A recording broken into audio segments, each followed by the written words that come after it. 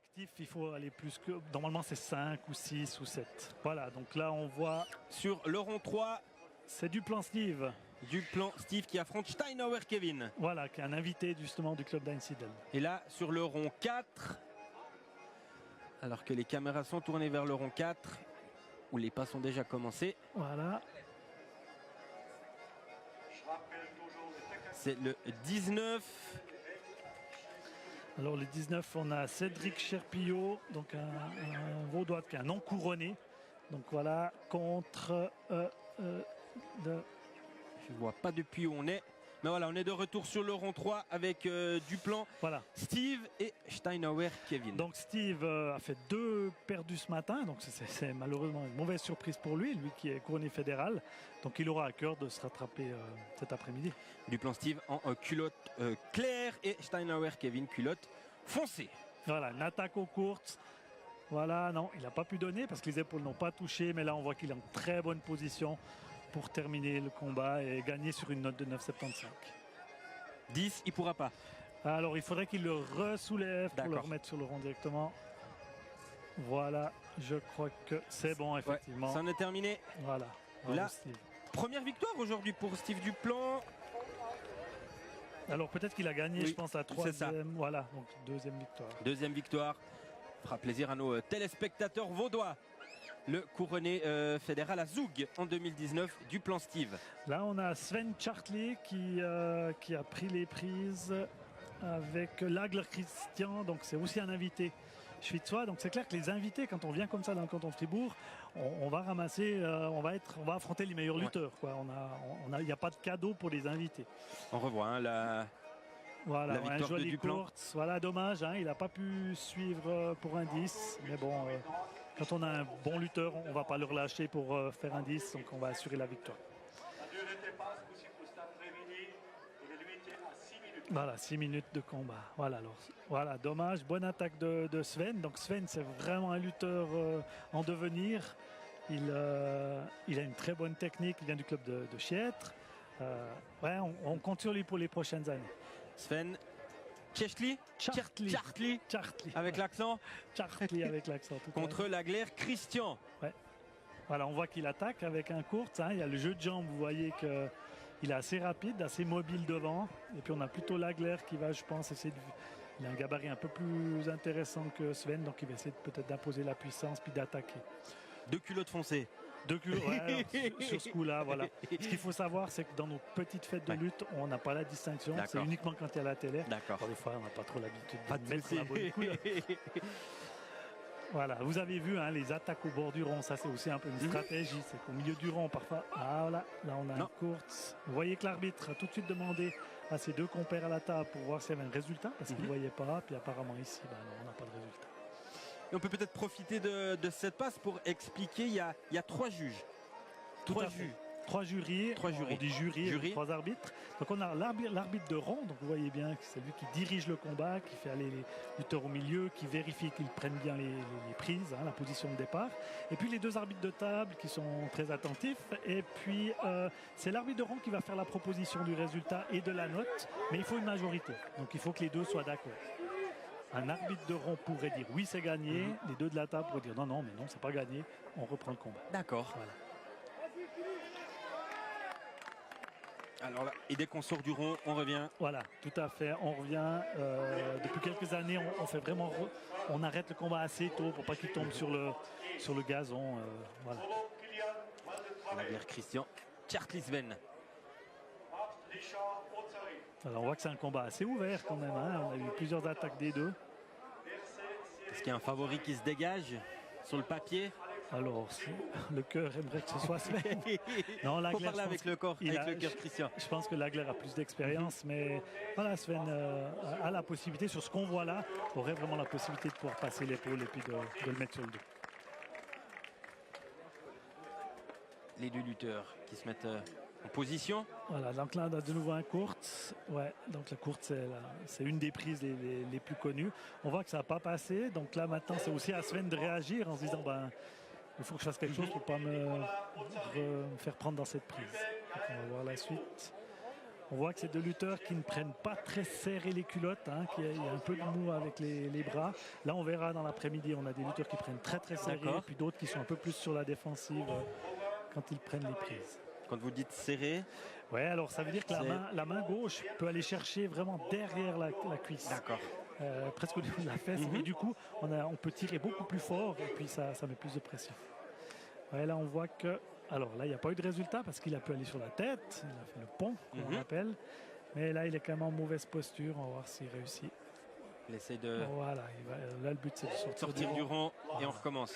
Donc on voit que quand on lâche, quand plus aucun lutteur n'a la main sur la culotte, le combat se stoppe et on revient à la position de départ. Allez, Lagler Christian Tjerklisven sur ce rond 3. Voilà, vous voyez que là, de nouveau une tentative du Kurtz. Voilà. Malheureusement, ça a été une fois de trop pour cela. Et la victoire pour Lagler Christian, invité ici du club de Einsiedeln. Voilà, tout à fait. Et donc là, ils vont retourner à la table du jury. Voilà, et noter le résultat, la note. Voilà, c'est ça. Le lutteur a le droit d'aller voir, il n'a pas le droit de râler, il n'a pas le droit de faire un commentaire, mais il peut aller voir la note qu'on lui attribue. Les notes sont... Les notes et puis les décisions des arbitres, c'est bien respecté? C'est bien apprécié ou comme au football ça râle? Non, non, vous verrez, il y a beaucoup de respect. Les arbitres sont très souvent d'anciens lutteurs aussi, donc on est aussi content d'avoir les arbitres. Hein, sans eux, on ne pourrait pas, donc bien sûr. respect. Là, on a Beresfeld Christophe du club de la Saint-Gine. Là aussi, regardez ça. Voilà. Donc Christophe, c'est vraiment un des bons jeunes qui est en train de monter en puissance. À propos de puissance, il a pris un peu de masse musculaire cette année. Donc là, on voit l'action, il ne va pas lâcher son adversaire. Non. Donc Olivier Créta, qui est notre ami valaisan, là, il est déjà en mauvaise posture. On voit qu'il n'a pas perdu, le dos ne touche pas la sciure. Mais ça va être compliqué. Alors, voilà. Et voilà, la victoire pour Beresfeld Christophe. Ça va très vite, hein. Des passes peuvent aller très vite, ça s'enchaîne. La victoire pour Beresfeld face à Créta. Et là, on a Sandro Baliman, du coup, qui affronte Ambrosin Cyril. Voilà, donc deux très bons lutteurs. On voit que c'est des jolis gabarits. C'est pas non plus. On verra qu'il y a le modèle plus grand tout à l'heure. Mais là, ça va être une passe intéressante. Pour les téléspectateurs, vous verrez sur les surimpressions, il y a des petites étoiles à côté des noms des lutteurs. 3, 2 et 1. Elles correspondent à quoi, Christian? Alors, 3 étoiles, c'est que le lutteur est couronné fédéral. Donc, il a fait une couronne à l'une des fêtes fédérales qui a lieu tous les 3 ans. 2 étoiles, c'est qu'il y a une couronne à une fête d'association, donc une couronne à la fête romande. Et puis, 1 étoile, c'est un couronné cantonal. Donc voilà, c'est un peu dégressif. Et puis, pas d'étoile, c'est qu'il n'y a encore pas de couronne. Et puis, c'est ce qu'on va essayer de faire. Une fois qu'on a le statut de couronné, on ne le perd plus. Ok. Voilà. Donc on a par contre, on peut grimper, avoir une couronne romande et puis faire une couronne à la fête fédérale, puis on devient couronné fédéral à vie. Voilà, alors Sandro Baliman avec la culotte foncée et puis la chemise bleue. Ouais, c'est un très bon technicien. On voit qu'il y a pas mal d'attaques là, c'est assez sympa. Voilà. Sortie du rond. On va se replacer au centre du rond de sciure. Les ronds de sciure qui font diamètre, c'est 12 mètres. Ouais. 12 mètres de diamètre. Tassé, c'est taille standard. Une épaisseur de 15 cm. Ouais. Voilà, il y a le règlement technique assez précis de ce côté-là. Et puis peut-être pour les téléspectateurs, j'ai essayé le judo, j'ai essayé la lutte libre, les tapis, les tatamis. La sciure, c'est vraiment plus moelleux, si je dois dire. C'est ce qui amortit le mieux. Voilà. Ambrosin Cyril contre Baliman Sandro sur ce rond numéro 3 ici où on va. Voilà, c'est forcément des lutteurs qui se connaissent déjà. Donc après, au niveau de la stratégie, voilà, il faut faire passer sa prise, essayer de mettre l'adversaire dans la position dans laquelle on est à l'aise. Alors on voit ici les petits pas, hein, vous voyez, qui vont essayer d'aller se mettre dans une bonne position. Alors parfois on a l'impression que comme là rien ne se passe, mais en fait on va attendre le bon moment. Vous voyez ici qu'on tire de nouveau au bord du rond. Il y a différents types de lutteurs, j'imagine. Il y a des lutteurs qui sont peut-être meilleurs au sol, je ne sais pas. Tout à fait. C'est souvent en lien avec le gabarit. C'est clair qu'un lutteur très puissant, très grand va utiliser sa sa longueur, son poids pour imposer sa force par exemple. Et puis un plus petit lutteur va devoir un petit peu aller techniquement, aller au sol ou faire d'autres techniques qui demandent moins de force. Là on a un Let's, voilà, donc vous voyez que les prises c'est en allemand. Un Let's de Sandro Baliman. On va voir s'il arrive à terminer comme ça. On voit qu'Ambresin tient bien. Voilà, si Ambresin peut sortir et puis mettre une main dehors du rond. Juste une main, ça suffit? Ouais, s'il y a une partie du corps qui est dehors du rond, l'arbitre devrait dire voilà, de résultat. Et du coup, on réajuste retourne sa culotte, on se replace au centre. Là, il a avalé un peu de sciure, il doit demander l'autorisation à l'arbitre pour aller à la fontaine. Oui. Voilà. La traditionnelle fontaine qu'on retrouve dans toutes les fêtes de lutte. Ouais. Alors on aura sûrement des images de la fontaine. Les lutteurs n'ont pas tous le même comportement à la fontaine. On a qui ont besoin de s'asperger. Voilà. Pourtant, il a juste fait un petit passage pour se rincer. Est-ce que le chronomètre s'arrête parce qu'une passe dure 6 minutes? Alors, à ce moment-là, le chronomètre s'arrête. Mais sinon, quand ils reviennent au milieu, le chronomètre ne s'arrête pas. Très bien. Allez, c'est reparti. Voilà, c'est reparti. Entre Ambresin et Baliman. Voilà, puis là, c'est clair qu'au fur et à mesure du combat, c'est soit on essaie d'insister sur sa technique, soit on essaie de trouver d'autres solutions, d'autres techniques pour essayer de gagner. Donc on a de nouveau Baliman qui domine, mais ça suffit pas. Puis évidemment, la condition physique, elle a un rôle à jouer, donc on va voir qu'au bout d'un moment, ça va être un peu plus difficile. J'imagine, c'est difficile à l'expliquer quand on l'a jamais pratiqué, mais voilà, victoire de Sandro Baliman. La victoire de Baliman face à Ambresin. J'allais vous poser la question, l'intensité d'une passe, vous arriverez la comparer à quelque chose pour qu'on puisse se rendre compte à quel point c'est physique, même quand on est statique comme ça et puis que ça tire de tous les côtés. Alors justement, quand on est sur des petits pas, qu'on est en attente d'une prise, il ne faut pas penser qu'il n'y a rien qui se passe. Bien sûr. Donc voilà, on a les muscles en tension, on est très attentif. Et puis après, c'est un sport explosif. C'est-à-dire que dès qu'on entre dans une technique, on a quelques secondes, on a un effort maximal pour essayer de gagner l'adversaire. Donc là, on a Marc Gottofray contre Hess Michael, également un invité Schwitzer. Oui. Alors Marc, c'est un routinier du canton de Vaud. Marc, il a beaucoup gagné de choses. Il a fait des couronnes en Suisse allemande aussi. On voit que là, il a pris le combat en main. Ouais. Très énergique. Marc, il sait tout faire.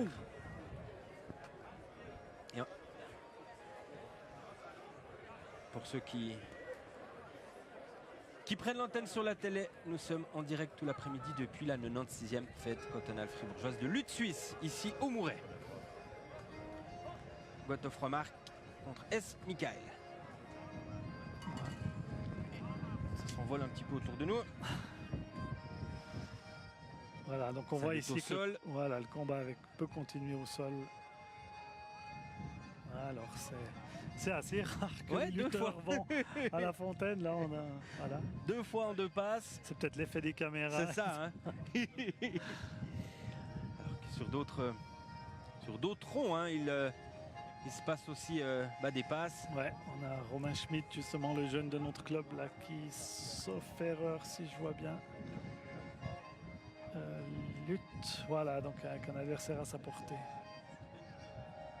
Si jeune en devenir, Schmitt Romain. Ouais, vraiment. Ouais. Alors, il a fait de bons résultats ces derniers temps.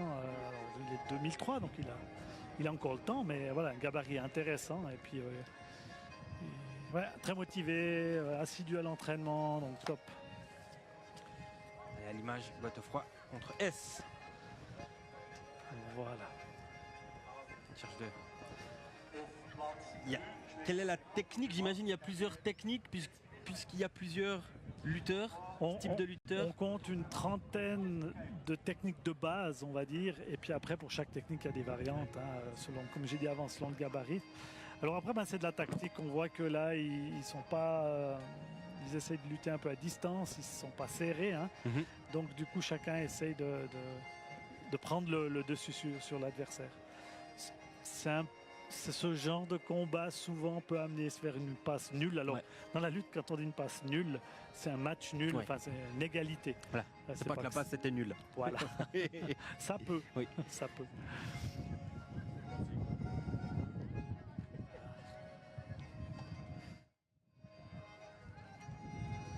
Les deux lutteurs qui reprennent position.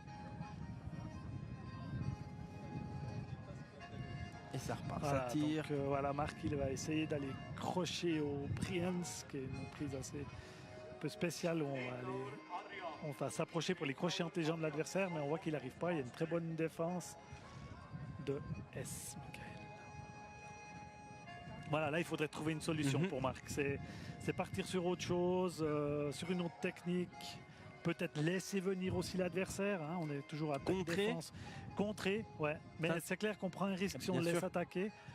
Ah voilà, ouais. Est-ce qu'il a essayé?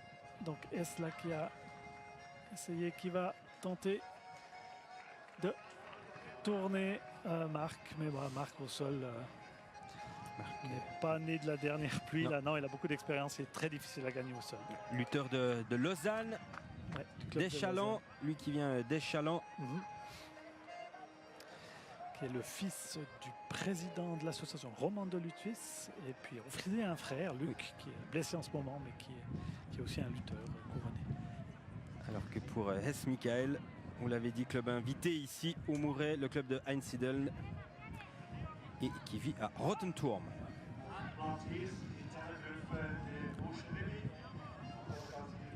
Gotthof Remarque. Hess Michael. Ce qu'on va voir peut-être tout bientôt, c'est que l'arbitre doit annoncer quand il reste 1 minute. Donc il va lever le pouce, il va dire 1 minute, bon, en allemand. Et puis là, le lutteur sait qu'il n'a plus qu'1 minute pour essayer de gagner, d'avoir un résultat.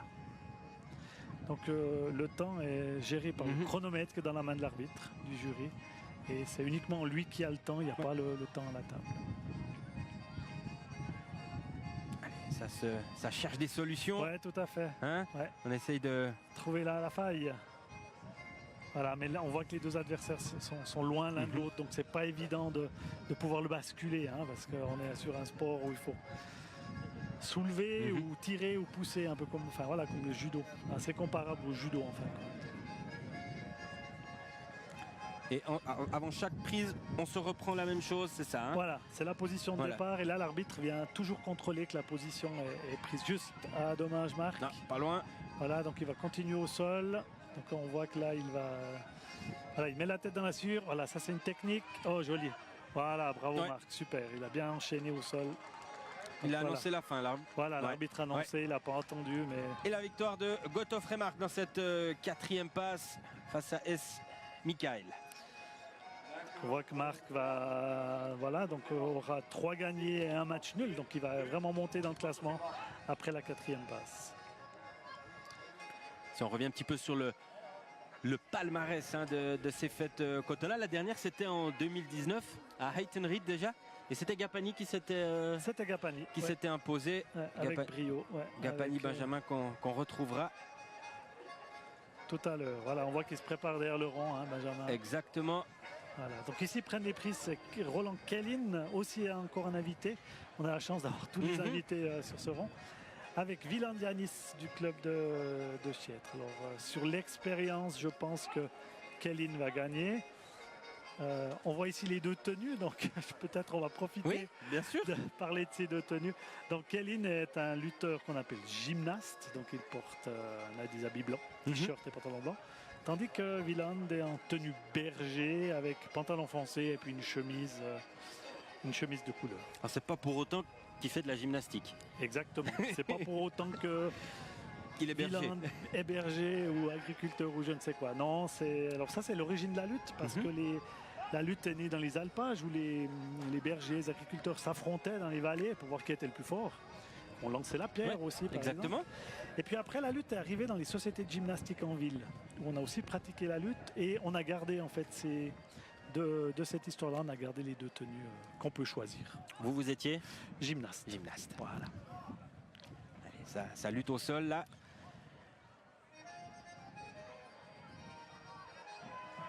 Voilà, donc là, l'enjeu, c'est de pouvoir tourner. On voit que Kellin est très bien sur ses appuis. Et puis que Wieland va essayer d'aller prendre la culotte pour tourner les épaules. Mais voilà. Quand on est très stable, c'est assez compliqué. Allez.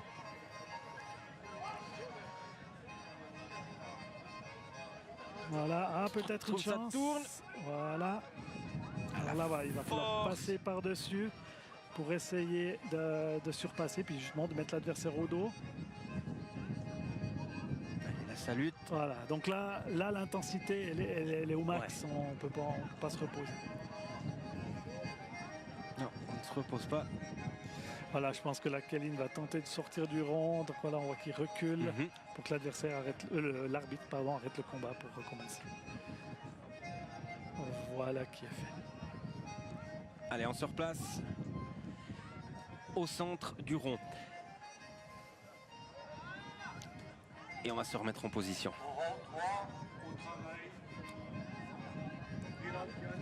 Et oui, Wieland Yanis contre Kellin Roland. Toujours sur ce rond 3. Alors c'est clair que pour Wieland, de pouvoir gagner contre un invité, c'est quand même quelque chose d'important par rapport au parcours sur la journée. D'avoir sur la feuille gagné par rapport à un invité, ben voilà, c'est une belle performance.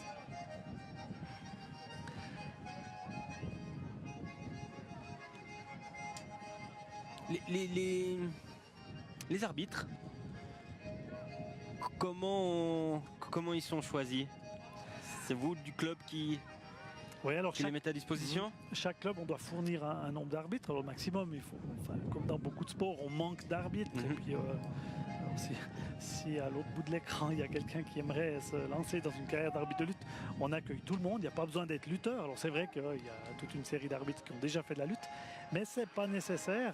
On offre une petite formation. Alors, c'est 2 cours par année pour devenir arbitre de lutte. Et puis après, dans ces cours, on va apprendre le règlement, on va s'entraîner à arbitrer. Et puis d'abord, on devient arbitre aux petites fêtes régionales.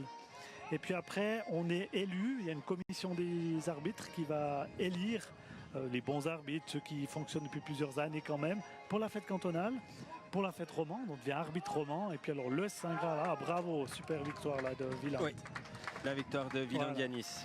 Et le Saint Graal, c'est d'être arbitre à une fête fédérale, comme on a vu à Zug ou Estavayer, peut-être que ça parle plus, où là, on a 2 ou 3 arbitres romans qui peuvent être sélectionnés.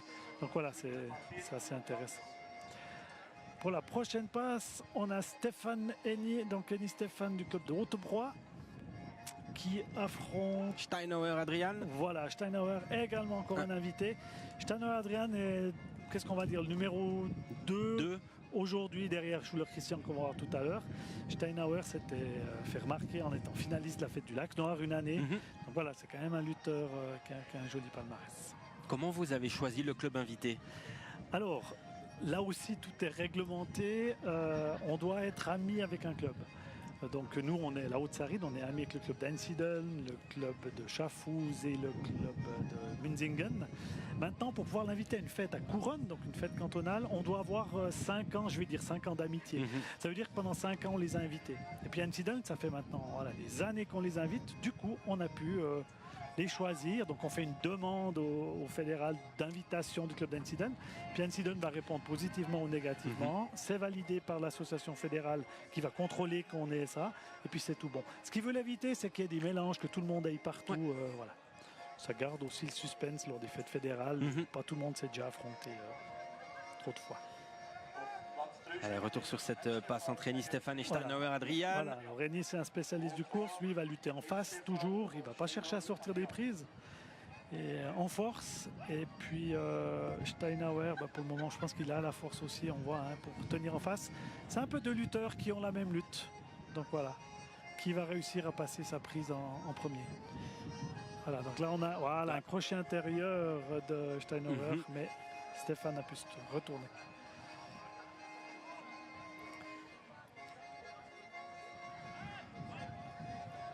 Et c'est reparti.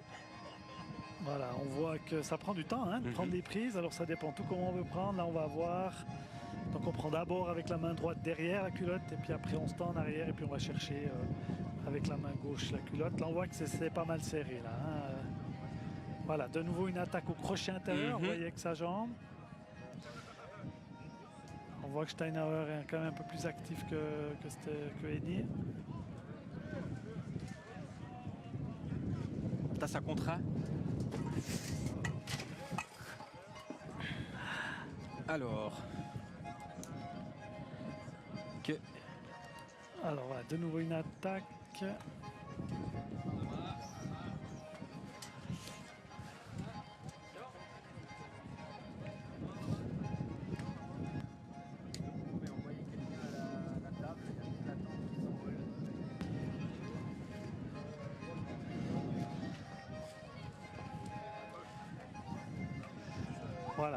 Voilà, de nouveau, voilà, superbe attaque de Steinauer qui normalement devrait terminer ce combat.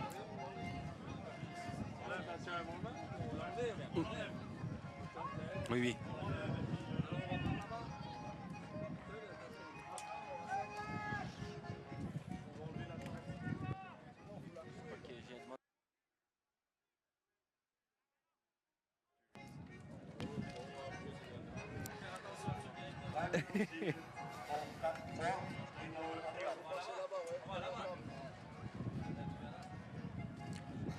Voilà, donc on a Benjamin Gapani qui entre sur le rond. Donc voilà un des favoris contre le lutteur de Hollon, Yvan Mollet. Voilà, donc là, alors bien sûr, Gapani est le favori. Mais voilà, on va voir ce qu'Yvan peut faire. C'est des lutteurs qui se connaissent, qui luttent depuis plusieurs années ensemble. Mais on va voir.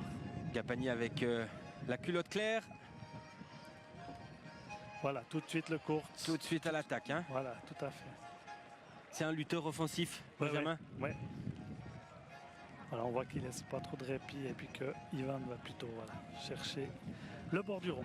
Alors on a vu après Benjamin avait une petite gêne ce matin à l'aine, on a discuté avec, mais j'espère que ça ne va pas trop l'empêcher d'être à son niveau pour la suite de cette fête.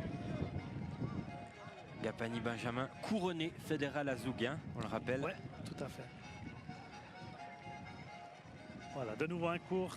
Voilà, il poursuit, vous voyez que. Voilà.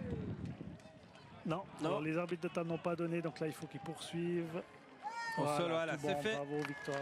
La victoire pour Gapani. Avec un 9,75 du coup, vu qu'il n'a pas pu gagner directement. Sa 4e en 4 passes. Voilà. Du coup, il aura un total de 39,50, ce qui est très bon total. Sur 40 en 4 passes, c'est pas mal. Voilà. Là, on voit le. J'allais dire le grandissime favori. Christian Schuller. Christian Schuller qui se dirige vers la bassine. Donc lui, c'est plus de 100 couronnes en carrière. Tout. Il a gagné beaucoup de passes. Et donc en attendant, c'est pas tout de suite Schuller, c'est Mate Michael contre Kramer Lario. Kramer Lario, qui est aussi l'un des favoris ici. Aujourd'hui au Mouret, le fribourgeois de Chiètre.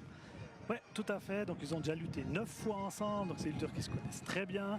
Alors Maté prenait l'avantage il y a quelques années, mais là Lario a tellement progressé que maintenant ça s'est inversé. C'est plutôt Lario le favori. Kramer couronné au Schwegalp mi-août. On les voit. Quel type de lutteur c'est Lario? Alors Lario, c'est un lutteur en face. Lui va essayer de lâcher une prise, vous verrez, pour aller chercher derrière le dos de l'adversaire. Et puis une fois qu'il est dans cette position, il y a très peu de chances d'y échapper. Mais Maté le sait très bien. Et puis Maté, avec le métier qu'il a, l'expérience, va tenter de rester bas. Voilà, on voit que là, il a été cherché. Là, il est dans sa position.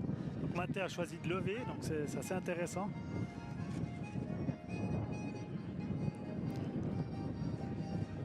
Kramer culotte foncée, je le rappelle. Voilà, on joue un petit peu avec les bras là. Essayer d'aller saisir l'adversaire. Peut-être au bord du rond, une tentative. Non. On se replace. Alors Maté, qu'on aime bien charrier en l'appelant le roi du tape. Voilà, on a les habits qui masquent, mais c'est un lutteur, qui est là depuis très longtemps. Il est capable vraiment de faire des exploits. Donc il pourrait tout à fait gagner contre Kramer.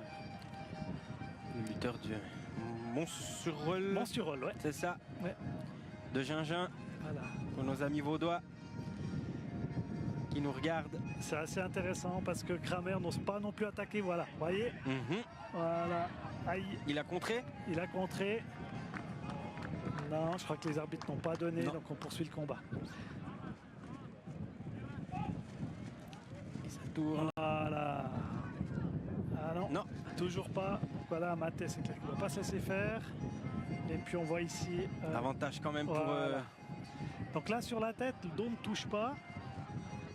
Donc on doit continuer. Donc là, voilà, il va gagner, il va mettre la pression pour essayer de gagner. Et donc là, il retient tout avec la nuque. Tout avec la nuque. Alors l'entraînement de la nuque, il est obligatoire lors de chaque entraînement de lutte pour éviter les blessures. Donc voilà, c'est pas pour rien qu'on voit des lutteurs avec des grosses nuques. Et voilà. Ça tient toujours. Ça tient toujours. Bon alors là, c'est clair que c'est beaucoup plus difficile à tenir pour Mathé que pour Kramer. Il va l'avoir un peu à l'usure. Voilà, je pense qu'il va l'avoir à l'usure. Là, il va, voilà, on voit que là, il appuie. Après, il a le temps, donc il sait qu'il n'y a pas la minute qui a été annoncée. Donc Kramer, il va prendre son temps, il va mettre la pression. Il va aller petit bout par petit bout pour essayer de gagner. Voilà, donc là, voilà, cette fois c'est fait.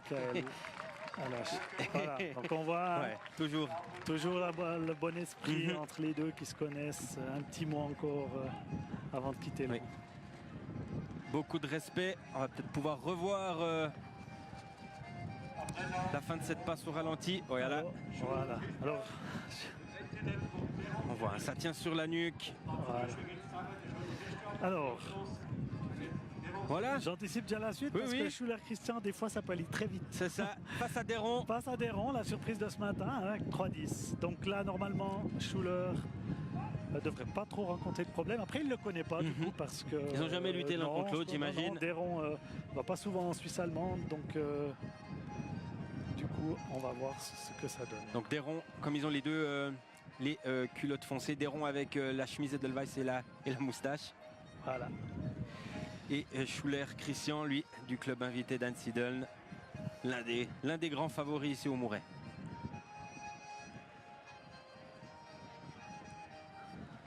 Et du coup, on s'attend à ce que la lutte de Déron Cédric soit plus dans l'attente ou pas forcément. Moi, je pense pas qu'il va se poser de questions. Il va essayer.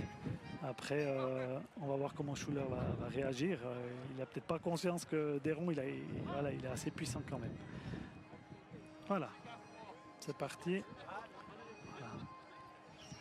Après Schuller, avec l'expérience, il peut aussi avoir un petit round d'observation, essayer de voir. Il ne connaît pas l'adversaire, il va voir un peu ce qu'il fait et puis adapter sa lutte par après.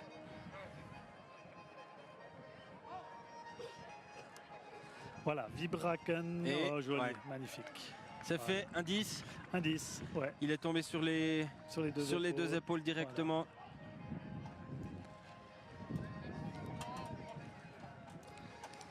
Du coup Schuller va remonter au classement, évidemment. 29,75, 39,75. Ouais, 38,75. 38,75. Effectivement. Exactement. Avec l'Ario aussi. Et puis on va voir après les autres passes qui vont arriver. Et donc Déron, lui, engrange 8,50. 8,50. Voilà, il était à 30, donc 38,50. Voilà. On voit qu'il va reculer un petit peu, mais pas beaucoup. Donc toujours en course, évidemment, pour les couronnes.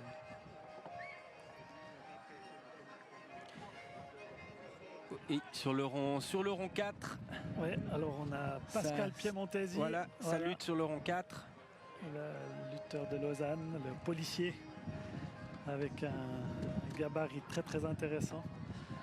Et puis Hugo Schleffli, un jeune de Fribourg, de la famille Schleffli. Le fils de Rudy. Le fils de Freddy. De Freddy, ouais. Freddy qui était champion fribourgeois. Voilà, Freddy qui a gagné des titres chez les actifs.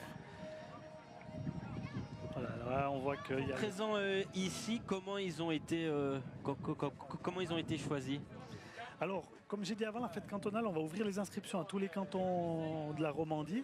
Et puis là, les clubs ont inscrit les lutteurs qui désiraient. Il n'y a pas eu de sélection, à part pour le club d'Einsiedeln, qui n'a pu mettre que 6 lutteurs. Voilà, alors c'est sûr qu'on est à 100 lutteurs aujourd'hui. On aimerait que ce contingent augmente, mais voilà, il y a eu un peu le Covid, il y a eu... on a aussi la fédérale des jeunes espoirs. Donc quand on parle des 15, 16, 16, 17, on a certains qui peut-être ne sont pas là aujourd'hui, ils veulent se préserver pour la fête des espoirs. Alors que les pas sont repris ici au Mouret. Voilà, donc là c'est moins des favoris, on va dire, voilà. des jeunes, mais c'est des fois des combats assez techniques et aussi assez intéressants. On n'a pas moins de puissance, mais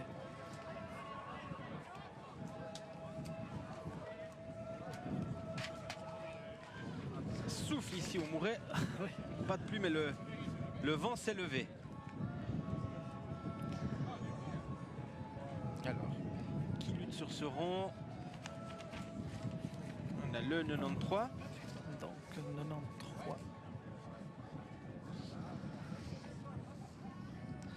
Joël Germanier, ouais, le Valaisan du club de Saviez, tout à fait, avec le 53. Piquant Mathieu, ouais, du club de la Gruyère. Donc là, ce ne sont pas des lutteurs couronnés. Non. On voit que ça tricote un petit peu au bord du rond. On va essayer d'aller chercher sa technique.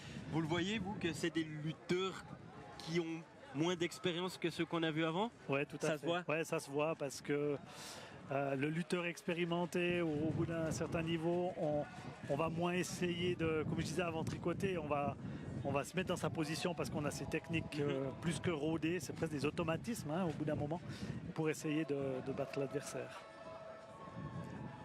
Germanier, Joël Piquant, Voilà. Mathieu. Ouais, donc attaque de Germanier qui va maintenant travailler au sol. Donc toujours une main sur la culotte. On doit toujours garder une main. Toujours une main, ouais. Sinon l'arbitre va arrêter le combat et puis on doit recommencer. Et on se repositionne.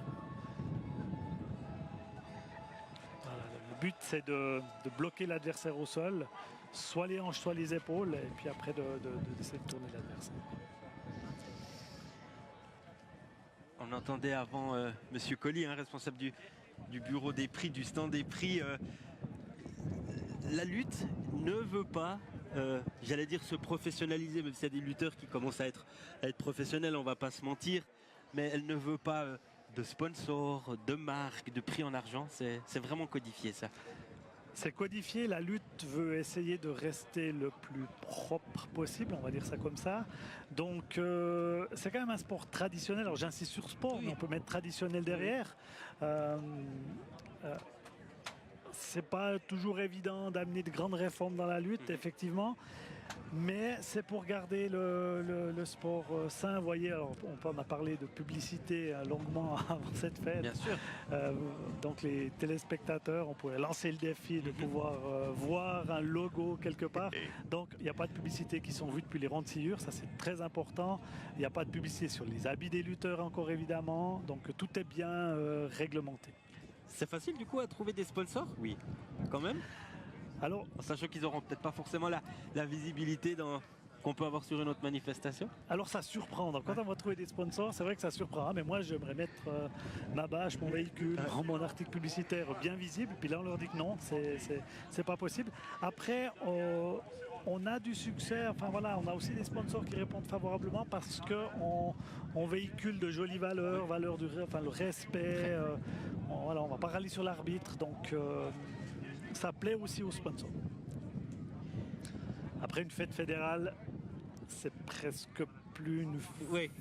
Ça c'est le XXL, là c'est autre chose. Toutes les grandes marques se plaisent tout bien.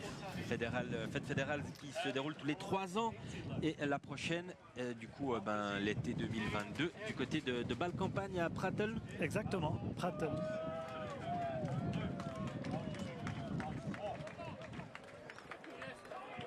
Toujours sur cette passe entre Germanier et Piquant. Passe romande.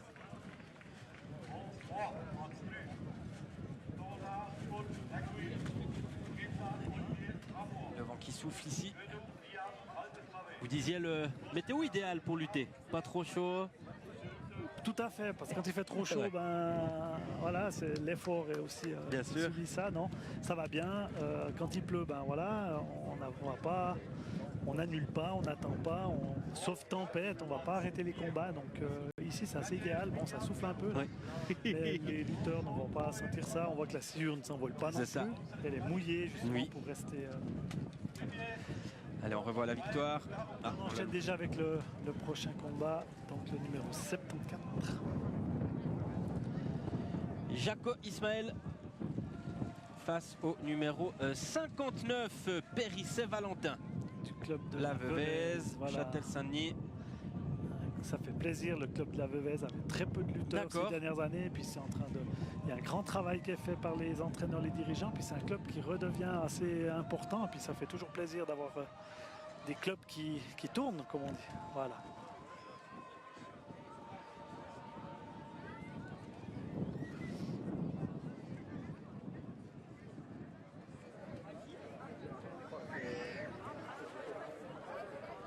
Salut.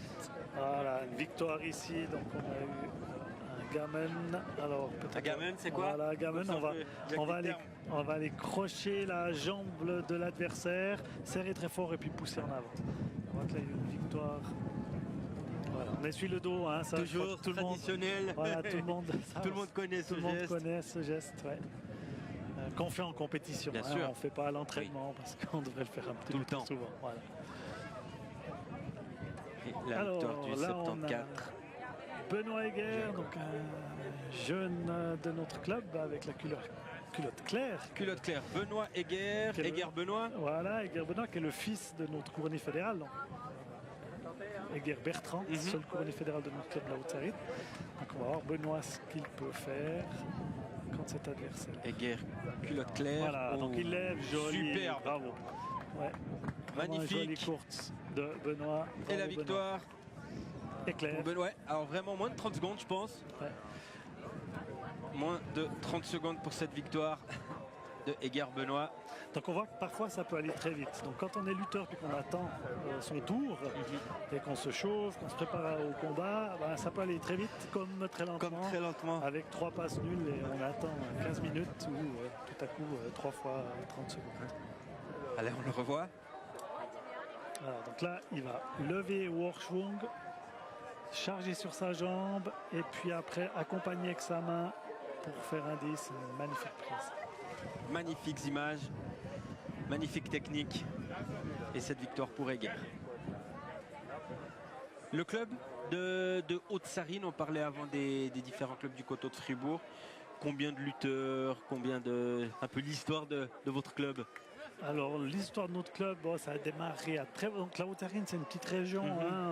Trévaux, on prend un petit peu Marly, on gratte un peu sur la Saint-Gine avec Guiffers-sur-Rie et puis on s'arrête aux portes de la Roche. Donc c'est un petit bassin. Mais on a actuellement une dizaine d'actifs et puis une dizaine aussi de jeunes. Ça fluctue très vite. On a toujours eu des lutteurs intéressant, je disais avant Heger Bertrand qui était notre couronnier fédéral, notre fer de lance. Et puis après, comme tous les clubs sportifs, on a parfois des périodes fastes avec beaucoup de couronnes. Là, notre meilleur élément, Augustin Brodard, est blessé actuellement, mais on a Antoine Ducry, on a Stourny. On a Stourny, Nicolas Stourny, ouais, on a beaucoup d'espérance que Nicolas aujourd'hui fasse sa première couronne. Il est motivé à bloc, et puis on espère qu'on pourra le voir et puis qu'il va répondre à nos attentes. Ouais. Vous mettez un petit peu des objectifs, vous fixez des objectifs à votre club aussi tout à fait. avant une fête. Alors le lutteur s'en met forcément, mais avec c'est des discussions qu'on a avec les entraîneurs, de se dire maintenant tu as les capacités pour viser une couronne ou se sélectionner typiquement pour la fête fédérale de l'année prochaine. Alors qu'on vient de recevoir le classement après 4 passes et c'est toujours Gapani. Benjamin en tête avec 4 victoires, 39,5. 39,50. Ouais, suivi alors très près par Chouer, Christian puis Romain Colo. Donc là on a le 4e combat. C'est le classement pour le 5e combat, c'est assez important parce que ça va définir qui ira en finale. Donc finale c'est la dernière passe, la 6e tout en haut. Donc je pense que là Gapani il va lutter soit contre Schuller, soit contre Colo. Il y aurait une possibilité, c'est de viser une finale Gapani-Schuller, qui serait la plus belle finale. Bien sûr. Alors peut-être qu'ils vont croiser les lutteurs, ça c'est le chef technique qui va décider au classement. On va voir, mais après il faut encore gagner, c'est pas tout d'avoir l'adversaire. On verra ce que va décider Frédéric Berset au bureau de classement. Alors que là, la Créta Olivier face à Tornar Paul. Voilà, Créta à l'offensive. Voilà. Elle va pas lâcher. Non, mais ça sort. Ça n'a pas suivi.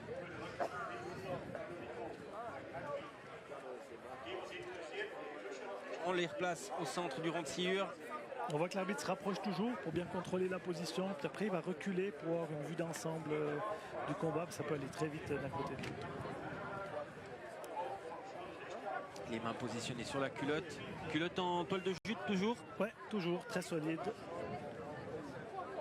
Fabriqué à 2-3 endroits en Suisse. D'accord. On les commande avec une ceinture. Ils ont la leur ou vous les mettez à disposition pour les fêtes? Alors on les met à disposition pour les fêtes, mais en période de Covid, chaque lutteur devait prendre sa culotte. Enfin voilà, c'était une nouveauté dans cette période.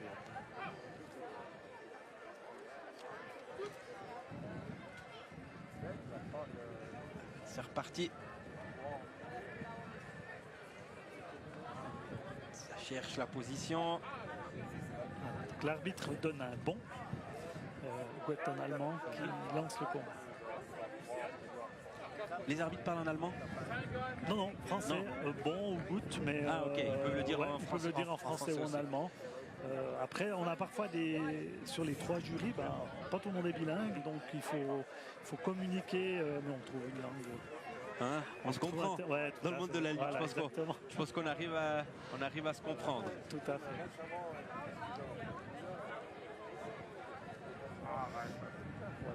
Qui contrôle,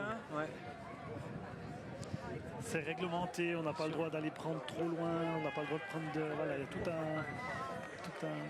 il y avait des lutteurs qui tournaient la main, donc on n'a pas le droit de chercher deuxième canon, donc la deuxième jambe. Oui. C'est écrit dans le règlement et puis ça a fait respecter évidemment. Ça sort. On vient se replacer au centre du rang de sciure.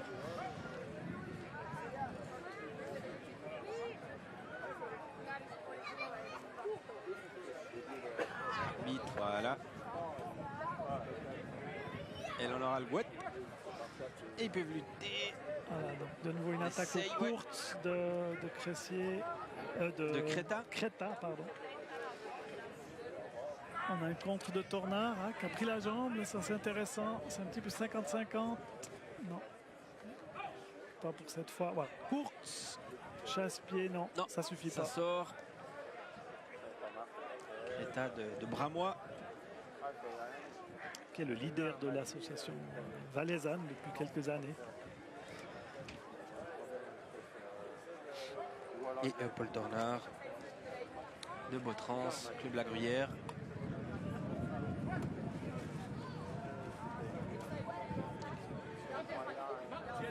Ça cherche, essaye de trouver une solution.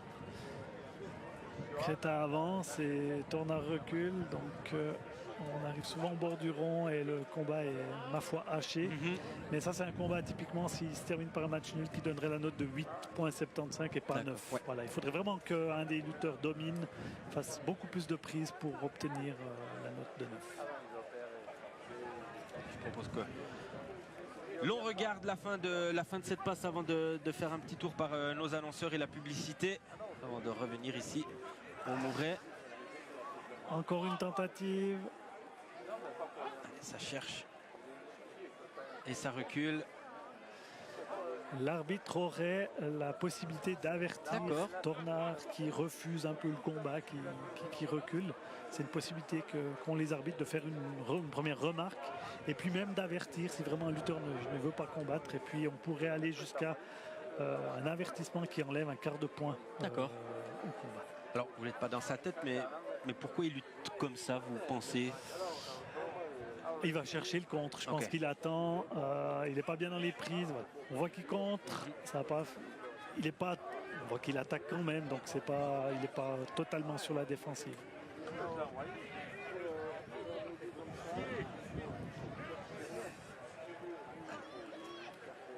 Non. Ça veut pas. Quand ça veut pas. Non. Ça veut pas. Voilà. Tentative peut-être au bord du rond même pas. Non. Voilà, on va passer match. Voilà, c'est la fin de cette passe entre Creta Olivier et Tornard Paul. Je propose, vous voyez sur les images, 4 ronds de sciure.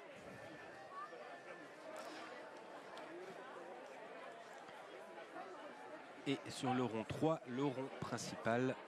On a Tornard Philippe du club de la Gruyère et de Coutances, Anthony Chauffon. Également 2 lutteurs non couronnés.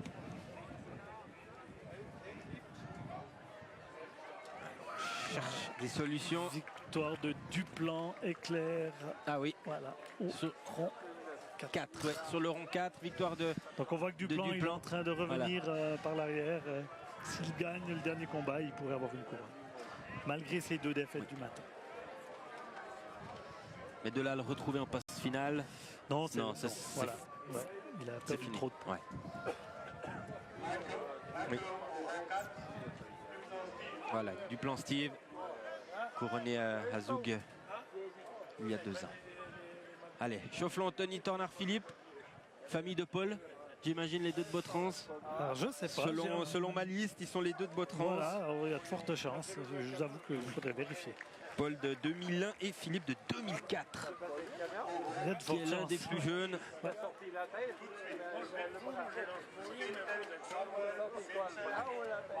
Chercher derrière. On a vu une feinte. Ouais. C'est assez intéressant de démarrer une prise par une feinte. Donc on va faire croire à l'adversaire qu'on part par exemple à droite et puis on va tirer une prise plutôt sur la gauche.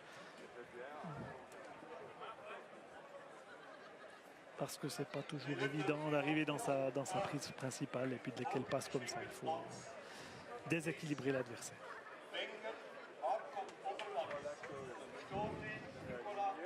Allez. Lâche une main, mais toujours une sur la culotte.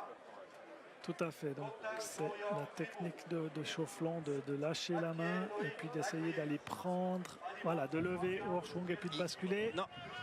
Non, les 2 arbitres de table ont pas donné le résultat. Ça lutte sa bataille au sol.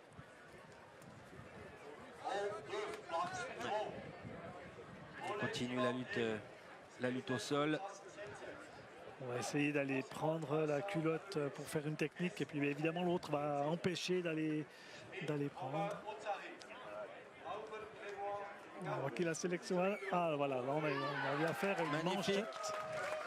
La prise de la manchette, c'est toujours assez spectaculaire. Donc l'adversaire est dessous, on pense qu'il est en mauvaise posture et puis il va saisir le bras et puis faire un retourner et tout à coup le lutteur qui pensait être en bonne posture se retrouve sur le dos.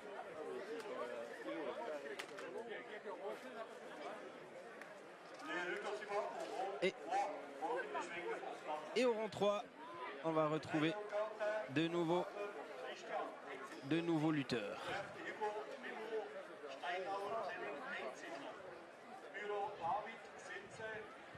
Le 35, non, change encore. C'est le 34, Ivo Eschbacher du club de Chiètre. Il y a une volonté que ce soit encore manuel, qu'il n'y ait pas de chronomètre, pas d'écran géant. Il y a des outils un peu plus numériques. D'accord.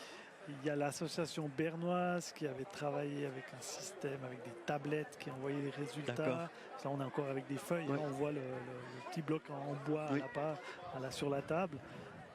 On dit toujours, pour l'instant, que c'est la feuille qui fait foi. Voilà, là c'est bon. Résultat. Alors, c'est Cotin qui l'emporte. Qui l'emporte, oui, tout à fait. Voilà, et Bécher qui s'incline. Alors que oui, sur le rond 4, on a Gapani. Voilà, Gapani qui vient de s'imposer sur le rond 4. Contre Baliman Sandro. Voilà. Assez facilement. Donc là, Benjamin vient de valider son ticket pour la passe finale. Puisqu'il était en tête. Exactement, après. Il ne pourra pas être rattrapé. Alors contre qui ça va être la question. Avec un 10 là ou un... J'ai pas vu, j'ai l'impression que c'était 10, j'ai pas forcément vu. Après il a assez d'avance, hein. Même à 9,75 il va rester en tête. Donc tout va se... Ouais. Si on arrive peut-être se mettre sur le rond 4 du côté des... Pour les...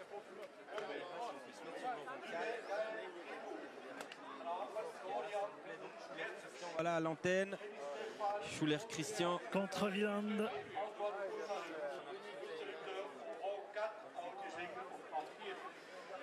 Donc Schuller à la bassine. À la fontaine, voilà. À la Schuller Christian. contre Wieland-Yanis. C'est du même club? Alors Schuler-Einstein et puis Wieland de Chiètre. Ouais. Voilà. Ça, à mon avis, ça va pas durer longtemps. On verra. Alors on espère que Wieland va pouvoir faire quelque chose. Alors. Vous voyez la position de Schuler. Voilà. Et voilà. Il suit. Allez, au sol maintenant. Un let's, il va le relever. Et continuer. Et donc, ouais, il lâche pas. Hein. Non. Ouais, il va le reprendre. Schuler est un lutteur très... c'est une lutte très attractive. Il attaque tout le temps. Il a plein de prises différentes. C'est toujours intéressant de le voir lutter.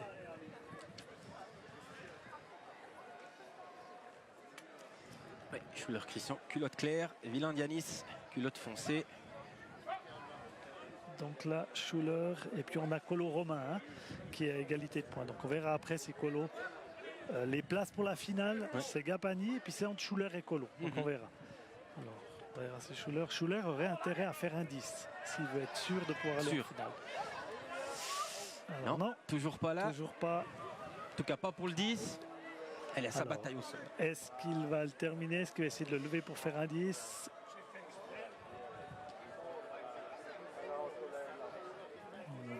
Schuler prend le temps ici.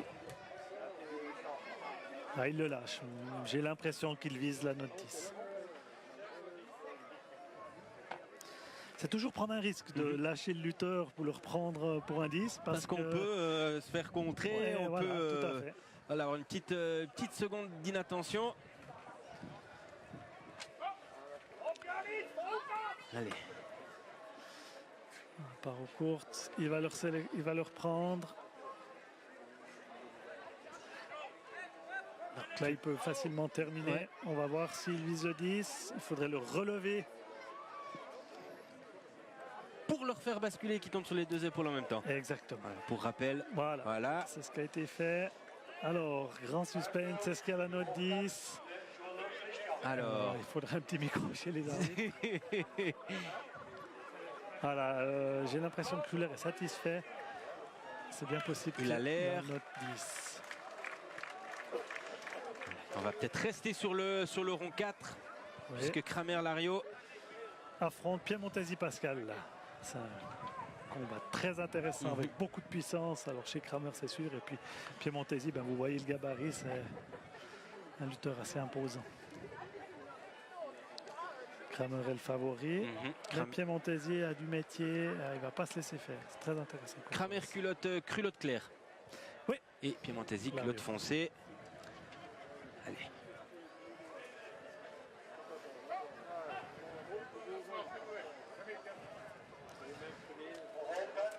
Allez, ça lutte. Beaucoup de puissance là. Beaucoup de puissance, ouais. Et puis Piemontesi est très stable sur ses jambes. Vous voyez, donc pour l'objectif de Kramer, ça va être de chercher le déséquilibre.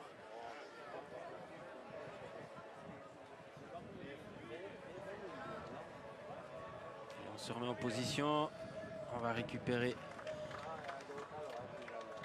sa position. Et voilà, c'est parti.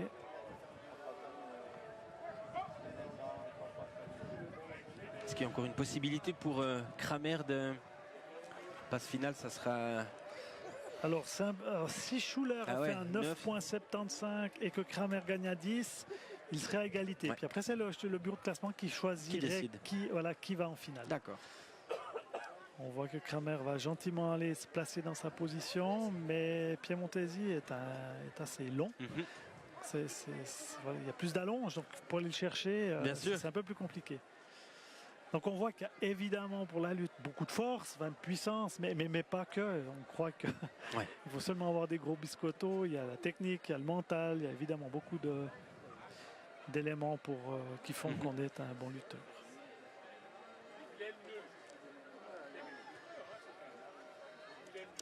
C'est pas la passe la plus attractive, mais c'est tactique. Ah, ça fait partie, ça fait partie aussi de la lutte suisse, des passes peut-être où on s'observe plus. Voilà, beaucoup de puissance. Je ne sais pas si vous vous rendez compte devant votre écran. La puissance déployée par ces deux lutteurs.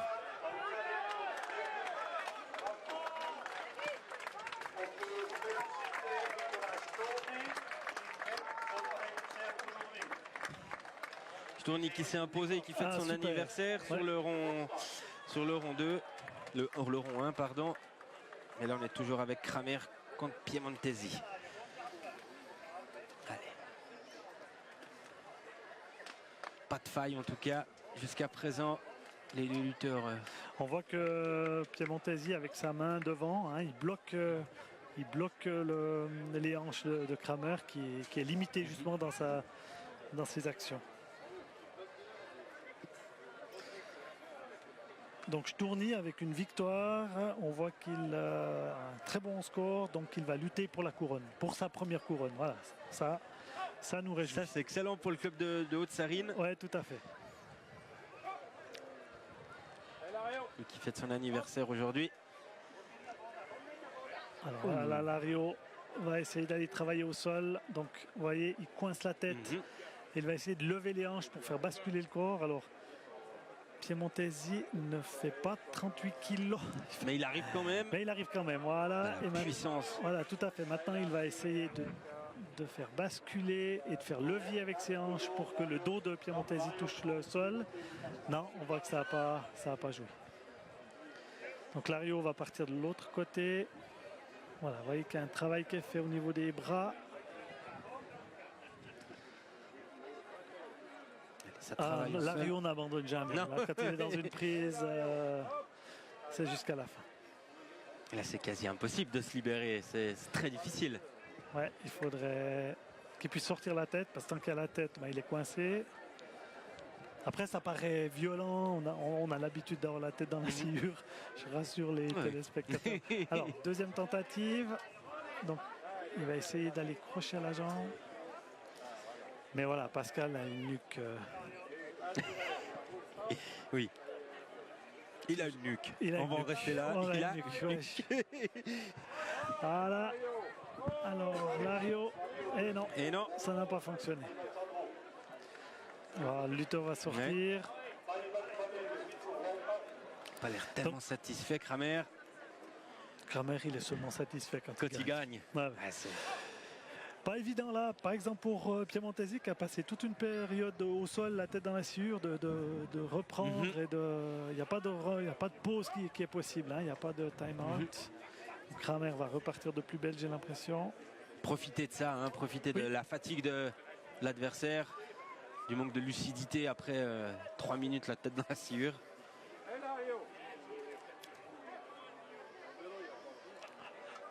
Piemontesi, c'est vraiment qu'il ne faut pas que Lario puisse aller prendre la prise derrière, donc il défend. Voilà.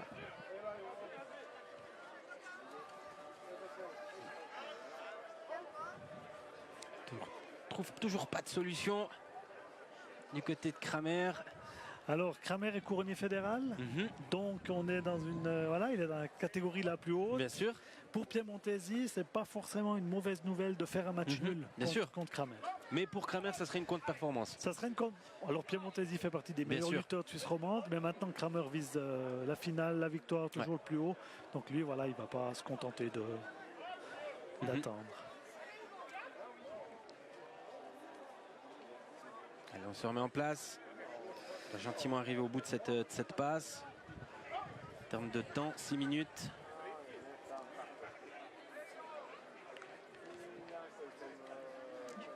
Tentative de crochet intérieur.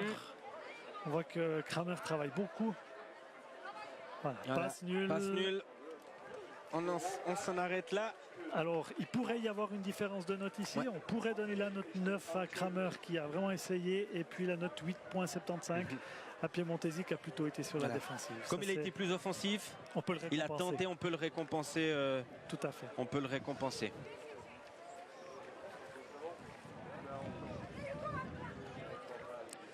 Allez, voir hein, le fameux bassin.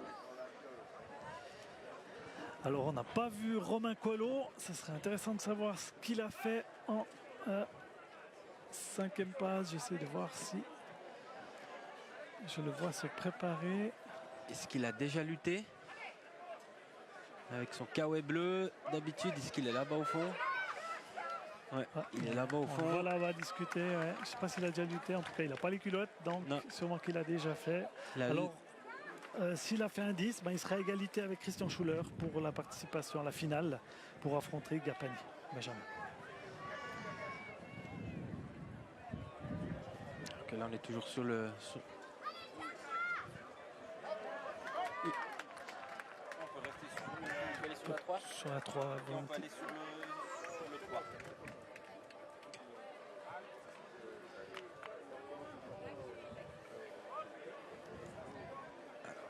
Nous sommes ici toujours au Mouret pour cette 96e fête cantonale fribourgeoise de lutte suisse. On est dans les passes 5.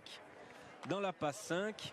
Tout se passe bien, Christian? Tout va bien? Tout va bien. Ouais. Le spectacle est au rendez-vous en plus. Le spectacle est au rendez-vous. Les meilleurs répondent présents. Et puis, on a des bons jeunes qui... C'est ça. Voilà. On les voit sûrement à l'écran actuellement. Alors, si on est sur le rond 3, on a Théo Rogivu.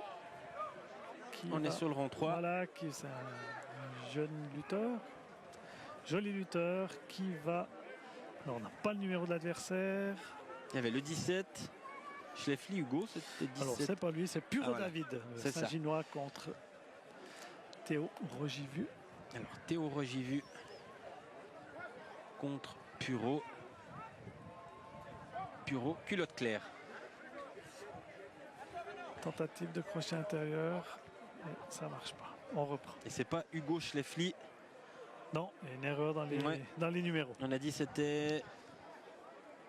Rogivu Théo. Ouais, Théo Rogivu le 21. Club de voilà, il n'avait pas changé encore derrière. Dans le petit panneau, c'est pour ça qu'on a été induit en erreur. Le souci des petits jeunes de pouvoir se mettre en avant, de pouvoir lutter comme ça sur le rond principal. C'est une fête aussi pour eux. Oui, tout à fait. Et chaque combat se prépare de la même manière. Hein, on va se concentrer, on va s'échauffer les articulations et puis quand on rentre, c'est pour gagner. On se remet en position et l'arbitre. On voit que Puro derrière, il va attaquer. Kramer juste devant nous, pas forcément satisfait, un peu le masque. Du coup, son 6e adversaire risque de déguster sa frustration. Ouais, j'aimerais pas me retrouver face à un Kramer qui... Pas content, si je peux me permettre. Allez, Puro David Rogivu Théo. Aussi mettre à l'honneur peut-être des lutteurs qui ont moins d'exposition médiatique. Alors c'est sûr qu'on est au 5e combat, donc ils ont plus ou moins les mêmes points, ils ont le même parcours aujourd'hui. Donc l'idée c'est de pouvoir gagner contre cet adversaire du même niveau que soi pour grimper dans la liste de classement en fin de journée. Là on est déjà plus pour les couronnes. C'est des lutteurs qui n'atteindront pas une couronne, mais qui luttent pour la place. Et puis parfois on dit aussi pour le prix, puisqu'on reçoit un prix. Bien sûr. Plus on est avancé dans la liste, plus on a de choix. Bien sûr, bien sûr. Allez, ça continue. L'arbitre qui donne le top départ. Alors Théo qui refuse un peu le combat. Ah, mais qui enchaîne, voilà, dommage. Je suis impressionné, Christian, de la puissance, de la force qu'il déploie. Des chutes, quand on retombe. Alors vous disiez avant que la sciure... c'est un peu moelleux, mais du peu de nombre de blessures, en tout cas ça se voit peu. Alors il y a beaucoup d'entraînement, évidemment. C'est ce qu'on a dit aussi avec la période Covid à un moment donné ce printemps. C'est pas un sport où on va 2 fois à l'entraînement puis on peut reprendre une compétition. Il faut préparer le corps, on tombe des centaines de fois à l'entraînement, on muscle, il y a toute une préparation du corps. Alors ça peut paraître impressionnant, mais c'est vrai que c'est des lutteurs qui ont l'habitude de tomber. Et j'avais suivi notamment une fois Benjamin Gapani, c'est vraiment du fitness, de la lutte, de la course, c'est vraiment très un entraînement complet. Oui, c'est vraiment des athlètes de haut niveau, on va pas se mentir, même s'ils sont pas professionnels. C'est vrai que là, les meilleurs, les noms qu'on a cités avant, c'est 3 entraînements de lutte par semaine à peu près, plus encore des passages en salle de fitness ou différentes techniques, aussi durant l'intersaison, d'autres sports. Ça a évolué quand même ces dernières années. Oui, tout à fait. Les méthodes d'entraînement ont évolué avec l'arrivée de Jeunesse et Sport il y a 20 ans. Maintenant, on a les meilleurs ont presque un entraîneur, en tout cas un préparateur physique. Il y a tout ce qui est récupération. Ça, j'ai vu évoluer il y a 10-15 ans en arrière. On disait à un lutteur, il faut te reposer ce soir. Il ne comprenait pas. Il disait non, j'allais m'entraîner. Et on avait des lutteurs qui avaient des blessures de fatigue. Donc on voit maintenant que ça a progressé dans tous les niveaux. Même qui sont suivis par des diététiciens. Tout à fait. Ou diététiciennes, évidemment. Ouais. Non, c'est devenu vraiment un sport complet. Pas loin, on est pas loin quand même du professionnalisme pour certains. C'est clair qu'en Suisse allemande, si on prend le roi de la lutte et les 10 meilleurs lutteurs,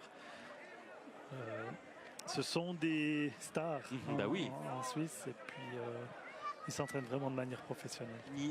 Donc là, on n'a pas du tout le même style. Donc on a Stéphane Henny qui va essayer le course, rester en puissance. Et puis Antoine qui va essayer de tourner autour, d'aller chercher dessous pour pouvoir faire basculer Stéphane. On voit la différence de gabarit quand même. Tout à fait. Dommage, une attaque au bord du rang. Du cri qui est porté des fois durant 10 secondes, il ne touche plus sol. Mais alors là, un match nul desservirait les deux lutteurs puisque ça enlèverait les chances d'avoir d'une couronne aux deux. Donc c'est des passes assez attractives. Allez Antoine. Allez. Du cri Antoine. En blanc. Allez, le lutteur de la Haute-Sarine. Il cherche une solution. Alors là, voilà, il a changé. Il va. Donc on voit que là, il charge, il a changé, il va essayer de le basculer. Antoine ne se laisse pas faire. Il bloque avec sa main. Il bloque avec sa main. Voilà, ça n'a pas passé, on reprend. Mais ces lutteurs se connaissent parfaitement. Donc Stéphane sait très bien qu'il ne faut pas qu'Antoine puisse aller dessous. Et puis voilà. C'est difficile à trouver une faille. C'est difficile de trouver une faille.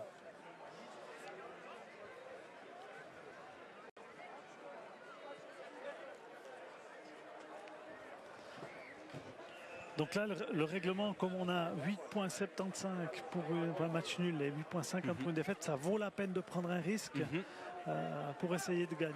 On va voir ça pour la fin de cette passe. Allez Antoine, à différentes tentatives, ça n'a pas marché. Non, ça ne passe pas.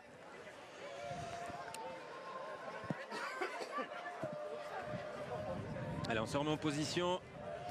L'arbitre regarde. Le chronomètre, il reste. Non, c'est fini pour cette passe. Passe nulle. Passe nulle. Donc voilà, déception des deux lutteurs. Les deux qui avaient déjà une couronne d'association. Oui. Qu'on lutte encore sur le rond 2. Oui, avec également un lutteur de la Haute-Sarine, Eyo Quentin, qui est toujours en course pour la couronne aussi, mais qui affronte un invité. Lagler Christian, encore lui, il me semble qu'il a affronté tous les. Donc voilà, c'est clair que là, Quentin doit aussi essayer de s'imposer s'il veut lutter pour la couronne. Et on va regarder, ça discute. Non, voilà, c'est reparti. On va regarder encore la fin de cette passe.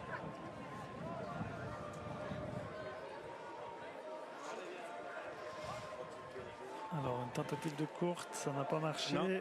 Je pense qu'on est vers la fin du combat. Il se dépêche de venir au milieu. Ouais, on veut pas de passe nulle. Donc pour rappel, le chronomètre n'est pas arrêté quand ils reviennent au bord du rond. Il est arrêté s'il y a une blessure, s'il y a un passage à la fontaine. Allez Quentin, dommage. Non.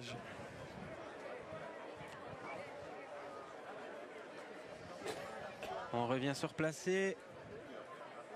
Plus vite que d'habitude, plus vite que certains. Justement, on ne veut pas...